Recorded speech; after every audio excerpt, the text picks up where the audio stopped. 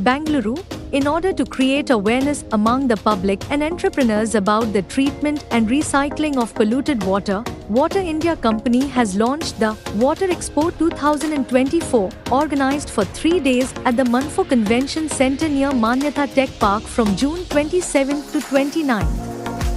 It was special that the customers inaugurated and ran this exhibition. Water Expo 2024 was attended by thousands of public and entrepreneurs and learned about water storage and treatment, how to save water and increase groundwater level in this exhibition despite their daily use. This exhibition will be held from 27th to 29th.